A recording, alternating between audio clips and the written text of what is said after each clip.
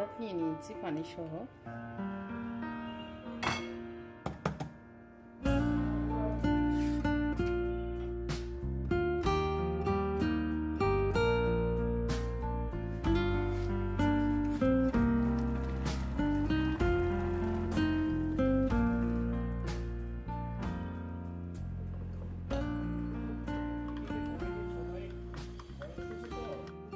এখন বাজে সন্ধ্যা 7:25। আমি বানাচ্ছি হচ্ছে এই যে আলুর শাকের, আমার সাদে করা আলুর শাকের পরোটা। এখানে পানি ফুটতে দিয়েছি, শাকগুলি ধুয়ে ভালো করে পরিষ্কার করে রেখেছি। আর হচ্ছে এই যে পাতাগুলি নিয়েছি, আমি ডাঁটাগুলি নিইনি, এক দুইটা ডাঁটা চলে এসছে, তবে ডাঁটা ছাড়াই আমি নিয়েছি। আর শাক হবে এক মুষ্টি পরিমাণ এরকম। এখানে ফুলে এগুলো ধোয়ার পরে একটু ইয়ে হয়ে আছে আর কি। তো পানিতে কিছুই দিইনি, এভাবে আমি এখন এটাকে জাস্ট সিদ্ধ করে নিব।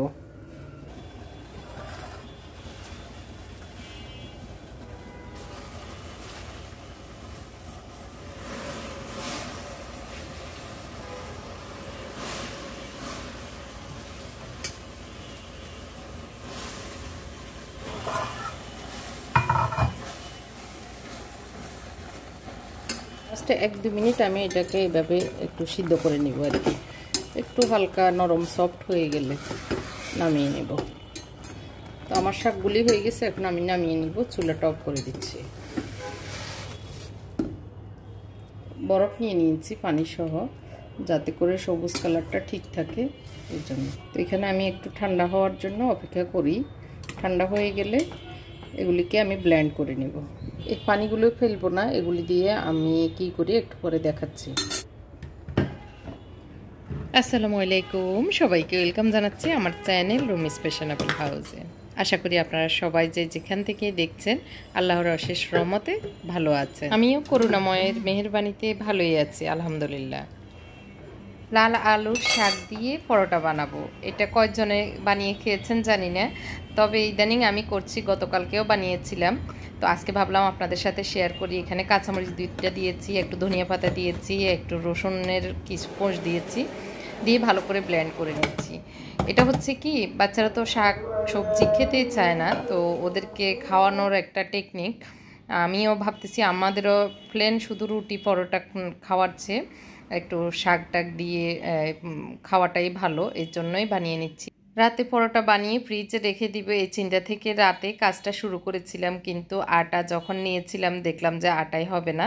তো সেই জন্য আমার হাজব্যান্ডকে বললাম যে আটা নিয়ে আসতে, উনি বাইরে ছিল, আস্তে আস্তে দেরি হয়ে যাওয়াতে আমি আর বানাইনি, অলসতায় ধরেছে। তো এখন হচ্ছে সকালবেলা গুঁড়ি নিয়েছি প্রায় 1 কেজির মতো, আর 1 টেবিল চামচ চিনি দিয়েছি, তারপর তেল দিয়েছি, লবণ পরিমাণ মতো দিয়েছি, দিয়ে ওই যে শাকটা আমি ফ্রিজে রেখেছিলাম ব্লেন্ড করা, সেটা কিন্তু ফ্রিজে রাখার কারণে কালারটা চেঞ্জ হয়ে গেছে। কেন এরকম হলো আসলে বুঝতে পারছি না, খুবই মন খারাপ হয়ে গেছে। ফ্রিজ থেকে বের করার পরে দেখলাম খুবই সুন্দর হয়। গতকালকে আমি কলমি শাকের পরোটা বানিয়েছিলাম, খুব মজাও হয়েছিল, এভাবে বানিয়ে খেয়েছিলাম। তো এই জন্যই আজকে আবার লাল আলুর শাক দিয়ে বানাচ্ছিলাম আর কি।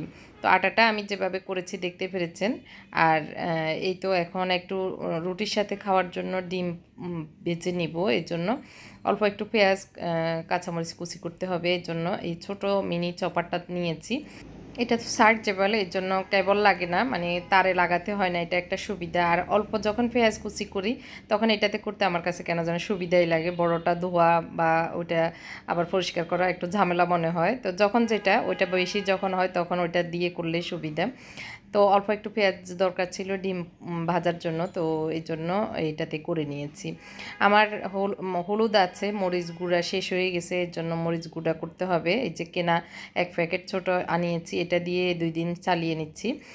হলুদ মরিচ এগুলি জিরা ধনিয়া সবসময় আমার আম্মা আমার বোন, ওনারা আম্মা বাবা মানে বোন সহ ওনারাই সবসময় করে দেন বাড়ি থেকে, ফেনী থেকে। আবার মাঝখানে আমার ভাগ্নিও করে দিত আর কি। এই কাজটা আমার কাছে কেন যেন কষ্টদায়ক আর ঝামেলার মনে হয়, এর জন্য যখন যার কাছ থেকে হেল্প নেওয়া দরকার সেইভাবে হেল্প নিই। তো এত বছর থেকে আম্মা বাবাই করে দিচ্ছিল, মাঝে মাঝে আফাই করে দেয়। তো এবারে না শেষ হয়ে গেছে, এর ভিতরে ফেনী তো বন্যা শুরু হলো, বৃষ্টি সব মিলিয়ে আর আফাই ফাটতেছিল না, কিনে রেখেছিল আর কি। তো আমার হাজব্যান্ড যাওয়াতে ওনার কাছে দিয়ে দিয়েছিল। তো আজকে এগুলো নিয়ে একটু রোদও উঠেছে অনেক দিন বৃষ্টির পরে, আজকে ওগুলো নিয়ে একটু যুদ্ধ করব। তো সেটাই আপনাদের সাথে শেয়ার করব কিভাবে কি করছি, সারাদিনের একটা ব্লগ। আশা করি আপনাদের ভালো লাগবে পুরো ভিডিওটি দেখলে। এতক্ষণ পর্যন্ত যারা দেখছেন একটি লাইক দিয়ে দিবেন এই অনুরোধ জানাচ্ছি। আর যারা নতুন এসেছেন আমার চ্যানেলে, আমার চ্যানেলটি যদি আপনার সাবস্ক্রাইব করা না থাকে, একটু রিকোয়েস্ট থাকবে আমার চ্যানেলটি সাবস্ক্রাইব করে যাওয়ার। তো ডোটা এতক্ষণ রেস্টে রেখে দিয়েছিলাম, দেখতে পেরেছেন, ঢাকনা দিয়ে। আর নরম করে একটু সফট করে এই ডোটা তো তৈরি করে নিয়েছি। আর একটু বেশি করে এই পরোটা বানাবো, এর জন্য একটু লুচিগুলো এইভাবে বানিয়ে রেখে দিয়েছি। ভাজ করে 4 ভাজ করে যেভাবে করি ওইভাবে। আর কিছু ছোট ডো তৈরি করে নিচ্ছি, সেটা হচ্ছে যে পাতলা পাতলা করে আমার জন্য রুটি বানাবো, আমি পরোটা খাবো না, এর জন্য। তো ভাজ করে এভাবে সবগুলো আগে রেখে দিব, তারপরে যখন আবার রুটি সেকবো তখন ডিমটা মানে বেছে নেব আর কি। এখন ওইভাবে রেডি করে নিয়েছি। আর গত ব্লগে তো বলেছিলাম আমার দোকানে একটা শুরুতেই বড় ধরনের অ্যাক্সিডেন্ট হয়েছে। সেটা হলো একজন ভদ্রমহিলা, আরেকজন হচ্ছে ওনার মনে হয়েছে আর কি মেয়ে, আরেকজন শাশুড়ি এরকম মনে হয়েছে। প্রায় 70-75 বছর বয়সের এক বৃদ্ধ, আর এই 12-13 বছরের একটা মেয়ে। খুবই স্ট্যান্ডার্ড, খুবই মানে শিক্ষিত মনে হয়েছে, ভদ্র এরকম। এসে আমাকে একদম সুন্দর করে বলল, টিচার, উনি একজন স্কুলের টিচার, উনি কাস্টমার দিবেন, তারপরে ওনার পরিচিত অনেক মানুষ আছে, উনি কাস্টমার নিয়ে আসবে, এরকম মানে খুব আন্তরিকতার সহিত কথা বলতেছিল। এরপরে জটপট অনেকগুলো জিনিস নিয়ে নিয়েছেন, এগুলি মানে নিচ্ছে উনি ওনার বোনের বাসায় গিফট দিবে হিসেবে। একদম মনে হচ্ছে না যে মানে ছুরি হবে বা এরকম কিছু হবে, আমার তো মনে হচ্ছে ভালো মানুষ। আমিও তো ওই সহজ সরল, তো সহজ সরল হলে যা হয়। তো আমি কিছুই মনে করি। উনি যখন রিসিট কাটা হয়েছে, টাকা দেওয়ার সময় এসছে, উনি বলল, ও আমার তো ব্যাগ, টাকার যে ব্যাগটা সেটা আমার বাসায় রয়ে গেছে, এটা তো খারাপ হয়ে গেল, আমি তো লজ্জিত শর্মিন্দা, আমার বোনের বাসায় আমি গিফট দিব। তো উনি কি যেন এনেছে ওইটা, আমাকে বলতেছে আমার এই জিনিসগুলো থাকুক, আমি আমার বোনের বাসা থেকে তো আসতেছি, যাওয়ার সময় এগুলো নিয়ে যাব।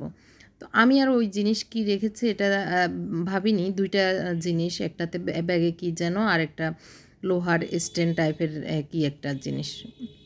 তো ওইটার দিকে না খেয়াল করে আমি উনি বলল যে এসে নিয়ে যাবে। আচ্ছা, তারপরে উনি আবার পরামর্শ দিল, আচ্ছা আপনি যদি কিছু না মনে করেন তাহলে আমার জিনিস তো আছেই, আপনি যদি দিয়ে দেন। এই তো আমার বোনের বাসায় পাশেই একদম কাছে, আমি 1 ঘন্টার ভিতরে টাকা দিয়ে যাচ্ছি।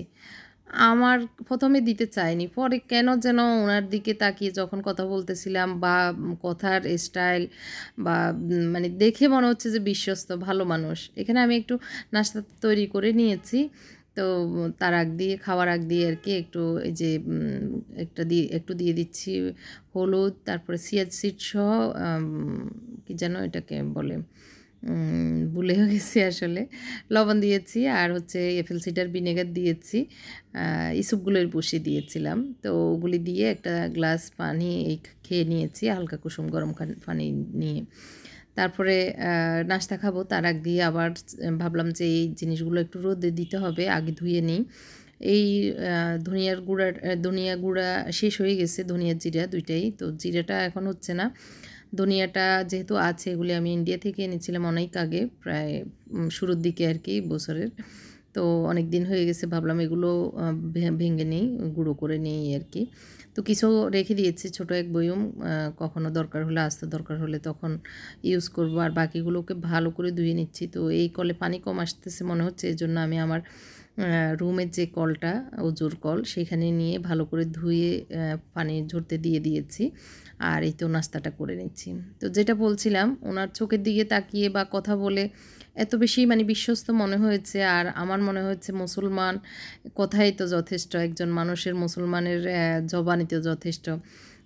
ছুরি হয়ে যাবে এই কথা মাথায় আসে না, মানে উনি যে চোর হবে বা একজন এই ধরনের কাজ করবে এটা মাথায় আসে নাই।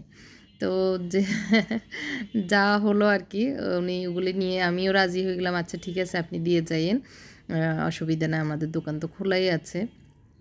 তো উনি নিয়ে গেছেন। যখনই নিয়ে গেটটা খুলবে তখনই আমার মনে আসছে যে উনি কি রেখে যাচ্ছে, এটা একটু দেখি। টান দিয়ে দেখি যে তেমন কিছুই না, একদম ভাঙ্গা কিছু সুইচের যে বোর্ডগুলা, সুইচ বোর্ড যেগুলা ছোট ছোট ছোট বোর্ডগুলা, এগুলো একদম ভাঙ্গা, মানে টোকাই থেকে খুঁজে আনলে যেরকম, ওইটা 2-3টা। আর হচ্ছে একটা পুরনো একদম জং ধরা ল্যাম্প আছে, ওটা ওই যে বারান্দা টারান্দা লাগাইছে ওইগুলি, একদম মানে ফেলে দেওয়ার জিনিস। আর অন্য আরেক দিকে তাকিয়ে দেখতেছি এটা একটা দেওয়ালের ওই যে জায়নামাজ সহ যে স্ট্যান্ডগুলো এখন পাওয়া যায়, সেই স্ট্যান্ডগুলি তাও একদম মরিচিকা পড়া, জং ধরা আর কি। ওইটার দিকে তাকিয়ে আমার মনে আসলো যে এই জিনিসগুলো অত তেমন কাজেরই না, বা এটা তো কোনো দামি জিনিসই না, দামি জিনিসের জন্য হয়তো উনি আসবে, কিন্তু এগুলিতে না, এগুলি না নিলেও তো ওনার অসুবিধা হবে না। এটা মাথায় আসার সাথে সাথে উনি দরজা খুলে বের হচ্ছে, তখনই আমার ছেলে যেটা স্টাফ ছিল ওকে বললাম যে ওগুলি নিয়ে আসো, আমরা বাকিতে দিব না। এই কথা বলে ও দরজা খুলে যেতে যেতে আর পায় না ওদেরকে। অনেকক্ষণ দূরে যেও আর খুঁজে পায় না ওদেরকে। ওরা এত কিভাবে বাতাসে মিলে গেল বুঝতেই পারলাম না। নাম্বার আমি আবার মেমোতে লিখে নিয়েছিলাম। শুরুতে আমি বলেছি ফোন করে, তখনই সাথে সাথে ফোন দিয়েছি। ফোন প্রথমে ধরে নাই, পরে ধরেছে। তো বললাম যে আমি আসলে করবো না, বাকিতে দিব না, আমি আপনি এগুলি দিয়ে যান। উনি বলল এই তো আমি চলে আসছি, আমার বোনের পাশে আসতেছি, আমি আসতেছি, তো টাকা দিয়ে যাব, এই কথা বলছে। এরপরে আর ফোন মানে ঢুকে না, এরকম অবস্থা হলো। আর ফোন বন্ধই, সুইচ অফ, বা আমার ফোন ব্লক করে দিয়েছে, এরকম আর কি। তো যেটা হলো আর কি, যে হয়তো দুনিয়ার জীবনে আমি এই টাকা পেলাম না, আমার এত কষ্টের জিনিসের টাকা। আর দোকানের শুরুতে এরকম একটা অ্যাক্সিডেন্ট হয়ে যাওয়া আমার জন্য মানে খুবই খারাপ লাগার বিষয়। আর কথা হচ্ছে, যদি আমার না দেখা অবস্থায় চুরি হতো তাহলে আমার মনে এত কষ্ট লাগতো না। আমার মনে হচ্ছে যে মানে তখন মনে হয়েছিল আমি নিজের পায়ে নিজেই কুড়াল মেরেছি, এরকম অবস্থায় খুব মন খারাপ লেগেছে।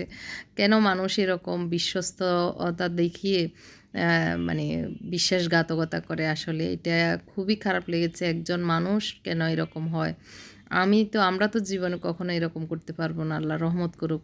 ভালো মানুষের মুখোশ পরে মানুষ এরকম করতে পারে। আপনারা সবাই যে যেখানে যে অবস্থায় আছেন সতর্কতা থাকবেন। আমিও শিক্ষা নিয়েছি, আমার স্টাফদেরকেও বলেছি খবরদার, কখনোই আর এরকম করা যাবে না।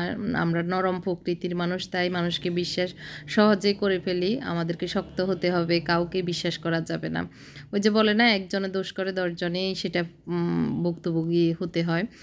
তো যাই হোক, আমি আসলে নরম সহজ সরল মনের মানুষ, এই জন্যই এই ধোঁকায় পড়েছিলাম। তো আল্লাহ রহমত করুক, এই আর কি। তো আখেরাতে পাবো আল্লাহ রহমতে, এটাই আমি আশা করি। আল্লাহর রহমতে আল্লাহ বলেছেন যেটা আমরা দুনিয়াতে হারাই সেটা আখেরাতের জন্য জমা হয়। তো মনকে ওইভাবে সান্ত্বনা দিচ্ছি। তারপরেও রক্তে মাংস গড়া মানুষ, তো শুধু বারবার মনে হচ্ছে আমি কেন দিলাম, এটাই। তো এই আর কি। তারপরেও আবার আল্লাহর উপরে শুকরিয়া আদায় করি। আল্লাহ যখন যে অবস্থায় যেটাই করেন না কেন আমাদের কল্যাণের জন্যই করেন, এই আর কি। তো কথা বলতে বলতে তো দেখেছেন আমি ছাদে নিয়ে ধনিয়াগুলা রোদে দিয়ে এসেছি, খুশি এসেছিলো এর ভিতরে।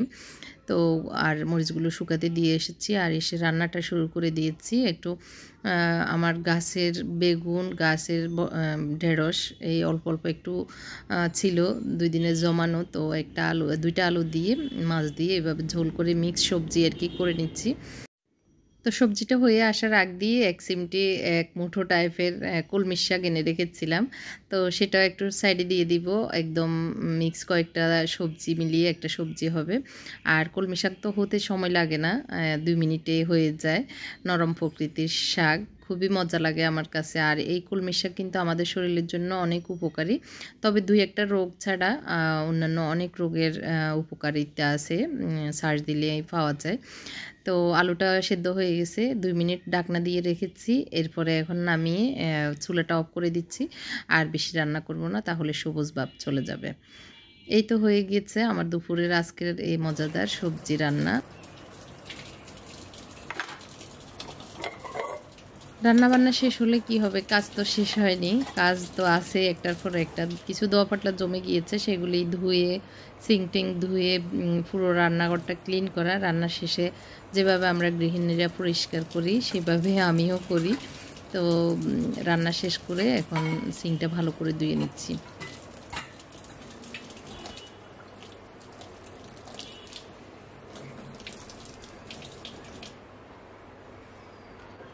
ধোয়া শেষে এখন আমি একটু রুমাল দিয়ে মুছে দিই, তাহলে সুন্দর থাকে একদম। আর এখন কেউ আসবে না, মানে সিঙ্কে আর ধোয়া পাটলাও হবে না, মানে ইউজ হবে না। তো এর জন্য অনেকক্ষণ এই জিনিসটা ভালো থাকে আর কি। তো এখন এই কাউন্টার টপে কিছু টুকটাক জিনিস মানে ময়লা পড়ে যাচ্ছে, সেটাও একটু মুছে নিই, তাহলে মোছার পরে ঝাড়ু দিয়ে দিলে আর শেষ কাজ রান্নাঘরের। গত ভিডিওতে যে আমি প্রোডাক্টগুলি দেখিয়েছি সেটার অনেকেই দাম জিজ্ঞেস করেন বা দাম জানতে চান ভিডিওর নিচে কমেন্টে। তো লিঙ্ক দেওয়া আছে ডেসক্রিপশনে, আপনার ভিডিওর নিচে আর কি। আপনারা বা কমেন্ট সেকশনেও আমি ভিডিও মানে আমার ফেসগুলির লিঙ্ক দিয়ে দিব। আপনার লিঙ্কে গিয়ে আপনারা ফেজে বা হোয়াটসঅ্যাপে আপনারা অর্ডার করতে পারেন। আর হচ্ছে আমার পেজের নাম চেঞ্জ হয়েছে, আগে ছিল হরেক রকম প্রোডাক্ট, এখন হচ্ছে অনেকটা প্রোডাক্ট ইংলিশে।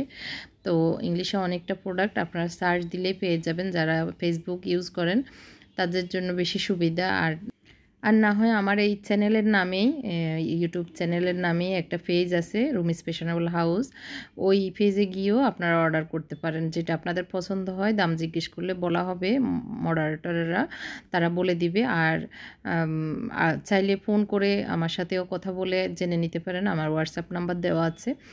তো অনেকটা প্রোডাক্ট পেজটা আপনারা ফলো দিয়ে রাখবেন। আমার রুমিস ফ্যাশনেবল হাউস যে পেজটা আছে ওইটাতে আপনারা ফলো দিয়ে রাখবেন, এই অনুরোধ জানাচ্ছি সবার কাছে। তাহলে আমার এমনিতেও কয়েকটা পেজ 3টা পেজ হ্যাক হয়ে গেছে। তো পুরোনো পেজগুলো তো অনেক বড় ছিল, এখন নতুন তো রিচ হচ্ছে না, যার কারণে আপনাদের প্রতি রিকোয়েস্ট থাকবে আমার পেজগুলি ফলো দিয়ে একটু রিচ বাড়ানোর জন্য। তো আজকে সারাদিনের একটা ব্লগ দিচ্ছি, অনেক বড় লম্বা একটা ভিডিও হচ্ছে। তারপর ভাবলাম না একটু একটু করে দেখায়, হয়তো আপনাদের কাজের স্পিড আসতে পারে। যখন আপনারা বলেন আমার ভিডিওগুলি ভালো লাগে, তখন আমার কাজ দেখে আপনারা কাজ শিখতে পেরেছেন, এটা জানলে আমার ভালো লাগে। কারণ আমার উদ্দেশ্য হলো আমার কাছ থেকে একটা কাজ বা একটা শব্দ হলেও আপনারা শিখলে, আমার মানে আমি শিক্ষক না, কিন্তু তারপরে আমি যতটুকু জানি সেটা আপনাদের মাঝে ছড়িয়ে দেওয়ার চিন্তা থেকেই বলছি আর কি। তো অনেক উচ্চশিক্ষিত মানুষও কিন্তু অনেক কিছু জানেন না, আবার অনেক অশিক্ষিত মানুষও অনেক কিছু জানেন। তো কোনো দিনও কোনো কিছুই মানে শিখার কোনো সময় বা বয়স নেই, এটা আর কি। তো এখানে মরিচ ভিজিয়ে রেখেছিলাম সকালে আর কি, যখন শুকাতে দিয়েছিলাম, তো ওইগুলিকে একটু চেপে রেখে দিয়েছি যাতে করে উঠে না আসে আর কি। তো এই যে রান্নাঘরটা ক্লিন করে রেখে দিয়েছি, আর দোয়া পাটলা যে জিনিসগুলি হয়েছে এগুলির জায়গা মতো রেখে দিব। এখন হচ্ছে বিকেলবেলা, অফ ক্যামেরায় আমি খাবার দাবার খেয়ে নিয়েছি। তো এখন এই যে বারান্দায় ছায়া পড়ে এসেছে, ছায়া পড়ে গেছে, তো ভাবলাম ইয়েগুলি নিয়ে যাই, আচারগুলি নিয়ে যাই, তারপরে যাব ছাদে। তো ছাদ থেকে ওই জিনিসগুলি আনতে হবে, এগুলি আগে গুছিয়ে রেখে দিই। টুকটুক করে অনেক কাজ। আর যেদিন এই যে মরিচ তারপর চাউলের কাজ থাকে, উপরে নিচের কাজ থাকে, সেদিন তো আর যান শেষ, এই আর কি। তো মাঝখানে আমার হাজব্যান্ড একটু দেরিতেই অফিসে গিয়েছিলেন, তো ওনাকে মাঝে বললাম যে একটু যে মরিচগুলি তারপরে ধনিয়াটা একটু নেড়ে চেড়ে দিয়ে আসতে। তো উনি মাঝখানে দিয়ে উনি অফিসে চলে গেছেন। তো এইটা কারণে একটু সুবিধা হয়েছে, কারণ নিচেরগুলো উপরে আসলো, উপরেরগুলো নিচে গেল, তো শুকাতে তাড়াতাড়ি শুকিয়ে যাবে। আর অনেক রোদ পড়েছে, কড়া রোদ, যদিও ক্যামেরায় বোঝা যাচ্ছে না, কড়া রোদ পড়েছে। আলহামদুলিল্লাহ আমার আচারগুলিও শুকিয়ে গেছে, একটু মাঝে মধ্যে রোদে দিতে হয়। আর 2-3টা শেষ হয়ে গেছে, ওগুলির একটু একটু ছিল, সেগুলি আবার এগুলিতে নিয়ে নিয়েছি, মানে সহ আর কি, তেল সহ। তো যার কারণে একটু ওলট পালটও হয়েছে, সেই কারণে রোদে দিয়ে একবারে ভালো করে শুকিয়ে আবারও ঢাকনা দিয়ে এভাবে জায়গা মতো রেখে দিয়েছি। চলেন সবাই এখন ছাদে চলে যাই। তো ছাদে গিয়ে আমার মরিচগুলি আনতে হবে, এখন আর হেল্প করার মতো কেউ নেই। মুত্তাকি মুনতাসির স্কুল থেকে এসে ওরা এখন শুয়ে পড়েছে, কারণ টায়ার্ড সবাই, দুজনেরই ভোরে স্কুল ভার্সিটি ছিল। মুত্তাকি 6:30টায় বেরিয়েছে আর মুনতাসির 7:30টায় বেরিয়েছে, যার কারণে এখন বিকেল টাইমে ওরা ঘুমাচ্ছে। তো আমি একদম মুড়মুড়ে হয়ে গেছে মসমসে। তো এগুলিকে নিয়ে এখন ফলি ভরে নিব, মুত্তাকিকে দিয়ে এগুলিকে ভাঙিয়ে আনবো আর কি মেশিন থেকে। তো এর ভিতরে আমি চাউল ধুয়ে রেখে দিয়েছি। চাউল 10 কেজি এনেছিলাম, গতকালকে বাজারে গিয়েছিলাম আমি। তো 10 কেজি যেগুলি মানে গুঁড়ি করার চাউল সেগুলি এনেছিলাম 50 টাকা করে। তো 10 কেজি চাউল ধুয়ে মানে ঝাঁঝরিতে উঠিয়ে রেখে দিয়েছি। তো ওগুলি মুত্তাকিকে বলতেছি এখনই যেতে, তো ও উঠবে এরকম আর কি। যদি মাগরিবের আগে পারে তো যাবে, না হয় মাগরিবের পরে যাবে। তো এই যে এখনও রোদ আছে, আজান দিবে একটু পরেই, এখনও আজান দেয়নি। তো এই সময় আমি এই জিনিসগুলি একটু নিয়ে যাই, কারণ না হয় মনে থাকবে না, এই ভয়ে আর কি।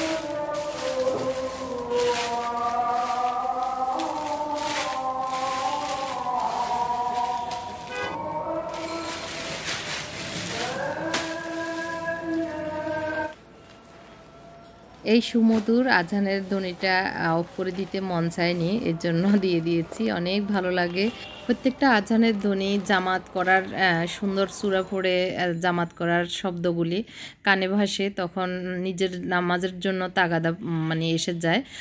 যখন জামাত হয়ে যায় তখন আমারও মানে টেনশন লেগে যায়, জামাত হয়ে যাচ্ছে, নামাজের ওয়াক্তও শেষ হয়ে যাচ্ছে, এরকম মনে হয়। আল্লাহ শুকর যে মসজিদের পাশেই আমার বাসাটা পড়েছে, এটা আর কি।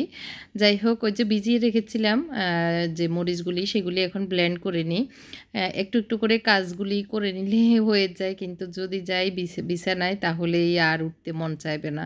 একটু ওখানে শরীরকে দিয়ে মানে খাটের সাথে লাগালেই অলসতা এসে যাবে, এই ভয়ে একটু একটু করে সব কাজ শেষ করে নিচ্ছি। তো নামাজ পড়তে যাব, তার আগে ভাবলাম যে একটু এটা ব্লেন্ড করে রেখে দিই, না হয় আবার অলসতা লাগবে আর কি। তো এটা ব্লেন্ড করে নিচ্ছি। তার আগে এখানে দিয়ে দিচ্ছি একটু কিছু বেশি করে রসুন, তারপরে দিয়ে দিচ্ছি একটু লবণ, একটু পরিমাণ মতো দিয়ে দিচ্ছি আর কি, বেশিও না আবার কমও না, কারণ তরকারিতেও দিব আর আমি এমনি মানে খাওয়ার জন্য আর কি, ভাতের সাথে, তারপরে পেয়ারার সাথে, টক কিছুর সাথে। তো এই জন্যই একটু মনে হচ্ছে যে ভালো লাগবে, কারণ একদম লাল লাল মরিচগুলো অনেক বড় বড়, দেখতে ভালো লেগেছে। তো মাটির একটা ওই যে দইয়ের ইয়ে ছিল, বাটি ছিল, সেটাতে নিয়ে নিচ্ছি আর কি। তো সবগুলো নিয়ে নিয়েছি। এখন আমি একটু সরিষার তেল দিব, যেহেতু রসুন দিয়েছি, আর মরিচটাও ভালো থাকবে। রসুন মরিচ, তারপরে সরিষার তেল, তো এগুলি নর্মাল ফ্রিজে রেখে দিব, তাহলে অনেক দিন থাকবে, অনেক দিন খেতে পারবো। আবার আমার মুত্তাকি মুনতাসির ওরাও জাল পছন্দ করে, তো যে কোনো কিছুর সাথে এই মরিচ বাটাটা ওরাও খাবে। তো এই তো, কেমন লেগেছে আজকের ভিডিওটি কমেন্ট করে জানাতে কিন্তু ভুলবেন না। এতক্ষণ পর্যন্ত যারা দেখেছেন তাদেরকে অসংখ্য ধন্যবাদ শেষ পর্যন্ত দেখার জন্য। আর সবাই আমাদের জন্য দোয়া করবেন, আল্লাহ যেন আমাকে সব কিছু থেকে হেফাজতে রাখে। এই যে এত বড় চুরি হয়ে গেল, সেটাও কিন্তু একটা বিপদ। আল্লাহ বিপদ থেকে, মুসিবত থেকে যেন আমাকে রক্ষা করে। সবাইকে ধন্যবাদ জানিয়ে এখানে শেষ।